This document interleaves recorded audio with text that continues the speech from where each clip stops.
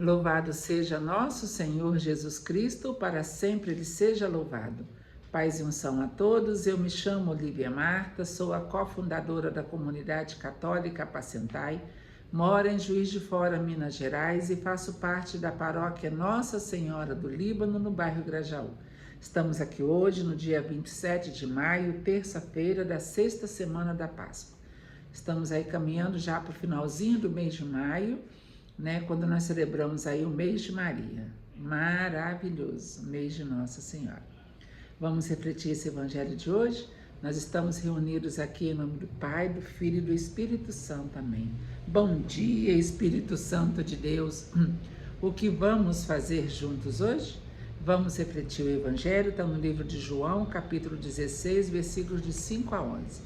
E Jesus vem nos preparando para Pentecostes. Assim como ele preparou os discípulos, ele vem preparando a mim e a você também.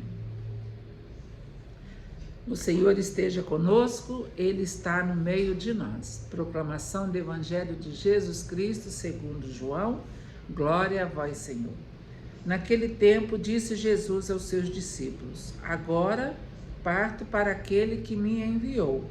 E nenhum de vós me pergunta para onde vais? Mas, porque vos disse isto, a tristeza encheu os vossos corações. No entanto, eu vos digo a verdade. É bom para vós que eu parta. Se eu não for, não virá até vós o defensor. Mas se eu me for, eu vou-lo mandarei. E quando vier, ele demonstrará ao mundo em que consistem o pecado, a justiça e o julgamento. O pecado porque não acreditaram em mim. A justiça porque vou para o Pai, de modo que não mais me vereis. E o julgamento porque o chefe deste mundo já está condenado. Palavra da salvação, glória a vós, Senhor. O chefe deste mundo já está condenado. Então nós não temos que ter medo de ninguém, principalmente do demônio, o inimigo de Deus. Ele foi derrotado com a vitória de Jesus na cruz. Porque Jesus, ele veio para cumprir uma missão e ele cumpriu do princípio ao fim. E no próximo domingo nós vamos celebrar a ascensão do Senhor. É a entrega total do cumprimento da missão de Jesus. Como a gente diz, missão dada é missão cumprida. Então Jesus ascendeu ao céu. Gente, vamos imaginar a cena. Um dia, Deus conversa com Jesus e fala: olha, preciso que você vá lá na terra socorrer os meus filhos, que eles estão se perdendo. Aí Jesus fala: vou. O que precisa fazer? Olha, você vai nascer de uma mulher, vai nascer, crescer, viver em obediência a esta mulher e este homem que vai ser o seu pai adotivo, né? Depois você vai se apresentar publicamente, vai falar do reino de Deus, falar do paraíso, falar da nossa convivência aqui no céu, como que aqui é bom, como aqui é maravilhoso, como eles devem desejar estar no céu. Tudo isso você vai falar para eles, para aquele povo cabeça dura, né? Mas você vai lá porque eu preciso que alguém vá lá resgatar eles, que eles estão se perdendo. Mas quando você começar a falar a verdade, você vai incomodar os poderosos, principalmente da igreja, né? Principalmente aqueles que deveriam defender o povo. Você vai incomodar e eles vão te matar. Só que não vai ser uma morte comum, vai ser uma morte trágica. Tu vai sofrer mais muito na pele. Você está disposto? Tô. Para salvar a humanidade das garras do demônio, eu estou disposto. E para abrir as portas do paraíso para que eles possam viver aqui conosco, eu vou. E aí o anjo Gabriel anuncia a Maria que ela seria a mãe do Salvador. Maria fala sim, Jesus vem, se encarna no seio de Nossa Senhora, né? E Jesus vem. A missão de Jesus começou com o sim de Maria, porque quando Maria deu liberdade, né, Jesus se encarnou no seio da Virgem Maria, pela ação do Espírito Santo. Mas lá ficou o Pai Todo-Poderoso e o Espírito Santo Paráclito. Jesus veio. Claro que eles têm essa comunhão, porque são 3 em 1. Porém, o Espírito Santo e Deus ficou e Jesus veio. Beleza. Quando Jesus está conversando com eles aqui, ele está dizendo que para o Espírito Santo vir, ele precisa subir. Não é? Um sobe e o outro desce. Jesus já cumpriu a missão dele. E no próximo domingo, quando ele ascender aos céus, ele vai chegar diante de Deus e o que vai receber? A coroa da glória, porque ele cumpriu toda a missão. Ele é o rei da terra. Ele é o rei. É o rei e à nossa frente está. É feliz quem o adorar. É Jesus, o nosso mestre rei. Bem aqui, tão perto, se deixa encontrar. Diante do Rei dos Reis, todo joelho se dobrará. Então é isso. Jesus veio e foi coroado Rei da Terra. É o nosso Rei. Nossa Senhora é Rainha do céu e da terra e Jesus é o nosso Rei. Então, ficamos bem entendidos. Aí Jesus sobe e senta à direita de Deus Pai para governar o mundo. Mas ainda não chegou a hora de Jesus voltar glorioso.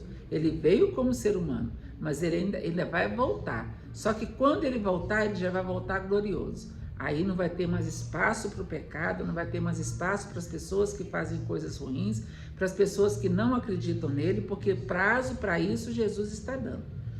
Né? As pessoas não estão se convertendo porque não querem. Televisões católicas, padre anunciando, as pessoas rezando, as redes sociais falando, Jesus está voltando.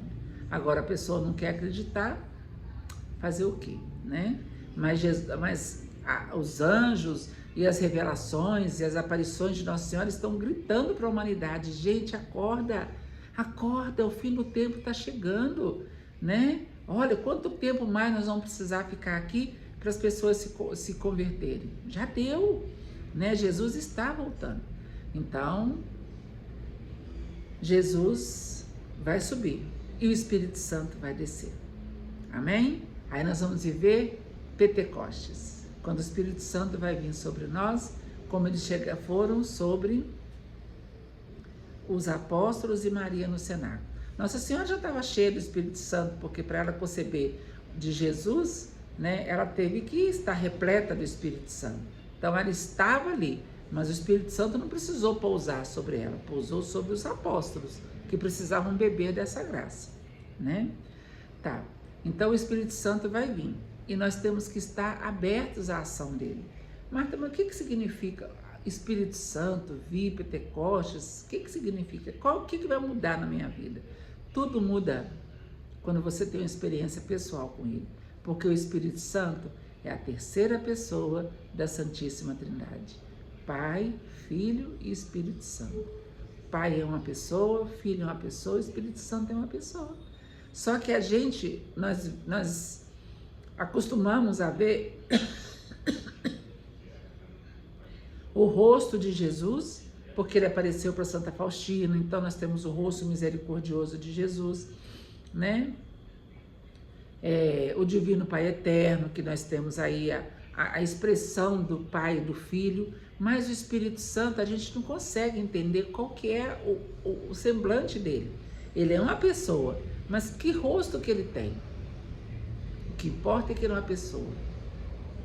E ele deve ser adorado como o Pai e o Filho são adorados. E Jesus está dizendo aqui nesse Evangelho: é preciso que eu vá, é bom para vós que eu parta, se eu não for, não virá até vós o defensor. O Espírito Santo estava esperando Jesus chegar no céu para ele descer, né? Mas se eu me for, eu vou-lo mandarei. E quando vier, ele demonstrará ao mundo em que consiste o pecado, a justiça e o julgamento.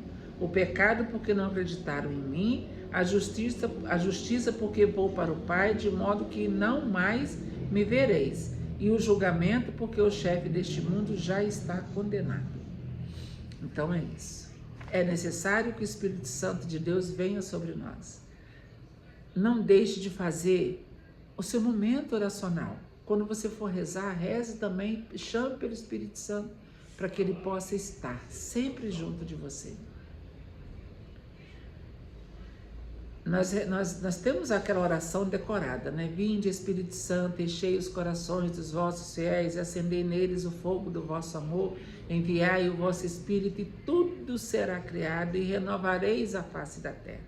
Oremos. Ó Deus, que instruíste o coração dos vossos fiéis com a luz do Espírito Santo, fazei com que apreciemos retamente todas as coisas segundo o mesmo Espírito e gozemos sempre de sua consolação, por Cristo Senhor nosso. Amém. É o Espírito Santo de Deus que dá direção para a nossa vida. Foi o que nós fizemos agora há pouco. Bom dia, Espírito Santo de Deus. O que vamos fazer juntos hoje? É Ele que vai ficar, mostrando para nós para onde a gente vai. Gente, às vezes a gente faz as coisas aqui no mundo, se a gente não pedir a proteção de Deus e a direção do Espírito Santo, a gente já meteu os pés pelas mãos.